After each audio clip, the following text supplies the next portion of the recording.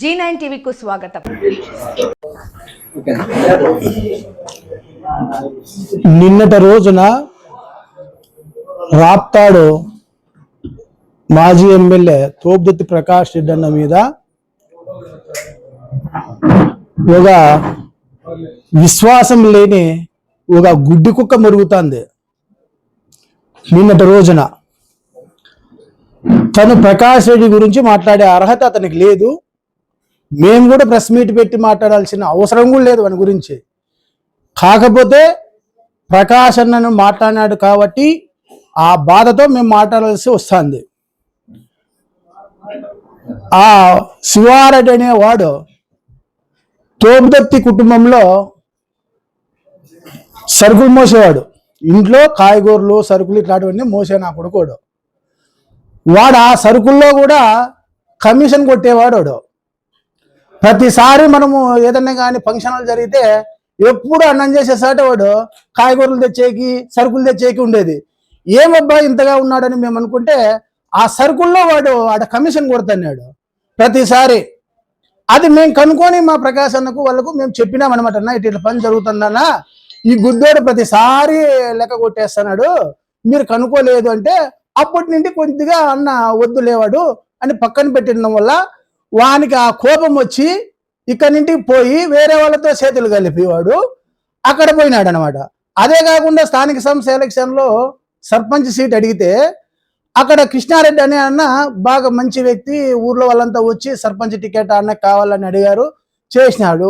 సర్పంచ్ ఆయన నిలబడితే ఈ నా కొడుకు ఊర్లో పోయి ఓట్లు అడుక్కోకుండా వీడు ఆర్ఎంపీ గెస్ట్ హౌస్ లో ఉండి వాళ్ళందరినీ టీడీపీకి ఓట్లు వేయించి కృష్ణారెడ్డి అని ఓడిల్లని ప్రత్యక్ష సాక్షి. మేము ఆర్ఎంపీ గెస్ట్ హౌస్ లో మేము ఉన్నాం, మా ఊరు కృష్ణారెడ్డి ఓడిపోతాడు, మా ఊరు కృష్ణారెడ్డి ఓడిపోతాడు.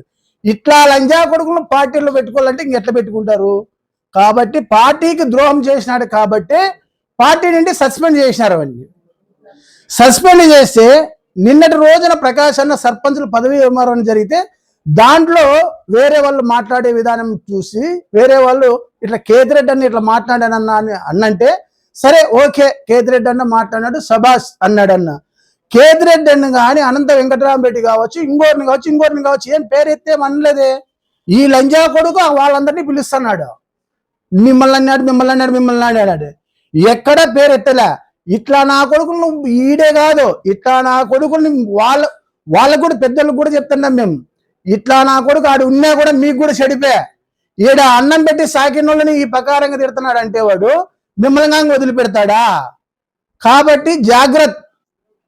శివారెడ్డి ఇంకొకసారి తోపుదత్తి ప్రకాష్ రెడ్డిని కానీ వాళ్ళ కుటుంబంని కానీ నువ్వు ఎక్కడైనా మాట్లాడితే బజార్లో ఈడ్చిడి తంతాం బాగా చెప్పింటాం. ఎవరు మాట్లాడలేదని నువ్వు మాట్లాడతావాలే. ఇంకా కూడా నువ్వు ఏమేమి మాట్లాడుతున్నావు, ఎవరెవరో పేర్లు చెప్పేది కాదు. నువ్వు పత్రాలు రాసుకుంటే వాళ్ళ పేర్లు కూడా చెప్తావు కదరా నువ్వు. వాళ్ళు పెద్ద పోటంగులా ఏమన్నా? ప్రకాశ్ అన్నకు 32 ఎకరాలు ఉందంటున్నావా? లే, తోపుదత్తి కుటుంబం 1000 ఎకరాలు రా, 1000 ఎకరాలు పోయి చూడు. ఇప్పుడు కూడా ఇంకేదో నీదేదో చెప్తూ ఏదో మధ్యరెడ్డి వాళ్ళు ఏదో చెప్తూ నెక్క 1000 ఎకరాలు ఉందని. 1000 ఎకరాలు ఉండే నా కొడుకు వీడొచ్చి కాయగూరలు ఇంటికి మొత్తంలో రా. నువ్వు 1000 ఎకరాలు ఉండేవాడు కాయగూరలు మొత్తాడా? జాగ్రత్తగా మాట్లాడితే బాగుంటుంది. ఇంకొకసారి ఎప్పుడైనా కూడా ప్రకాశ్ అన్న కానీ ఎవరినైనా మాట్లాడితే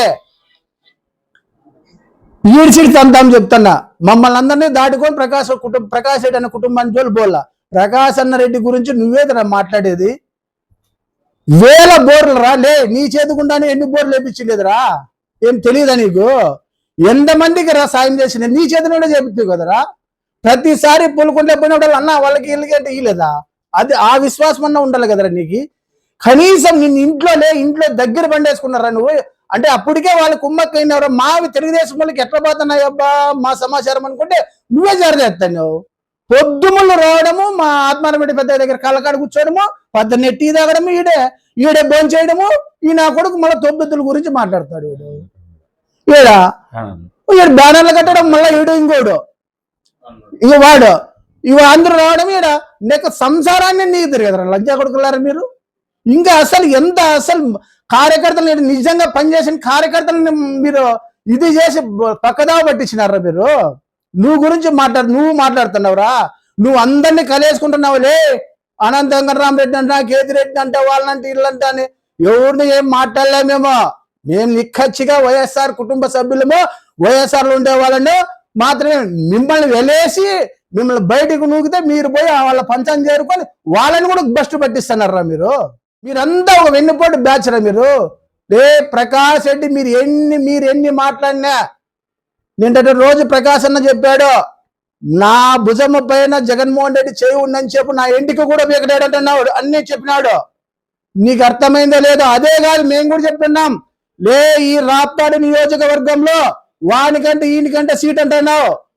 ప్రకాష్ రెడ్డి బతికున్న నాళ్ళు, జగన్మోహన్ రెడ్డి బతికున్న నాళ్ళు ప్రకాష్ రెడ్డి కుటుంబానికి వస్తుంది. ఒకవేళ దేవుడు చిన్న చూపు చూసినా కూడా ప్రకాష్ రెడ్డి వాళ్ళకి ఏమన్నా ఇదైనా కూడా ఆ తోబెత్తి కుటుంబంలోనే సీట్ ఉంటుంది, వేరే వాళ్ళకి ఉండేదేం లేదు. నువ్వు ఊరికే నయాన భయాన వాళ్ళకి చెప్తున్నారేమో మీరు, అవన్నీ జరిగేది కాదు బాబు. మాకే ద్రోహం చేసినావు. నీళ్ళ ట్యాంకు బిల్లులో వాటర్ నీకు గ్రామంలో తాగునీటి సమస్య ఏమైనా తీవ్రతరంగా ఉంటే 4 ట్యాంకర్లు తోలేది, 10 ట్యాంకర్లు రాసుకుండేది. అట్లా 1 కోటి పైన సంపాదించినావు నీళ్ళ ట్యాంకుల్లో. మేము అది కూడా పట్టించుకోలేదు గ్రామంలో, ఏదో చేసుకొని వానితో మనకేమి అని. అట్లాంటి వాడిని నువ్వు ఈరోజు ప్రతి వాడిని విమర్శిస్తున్నావు.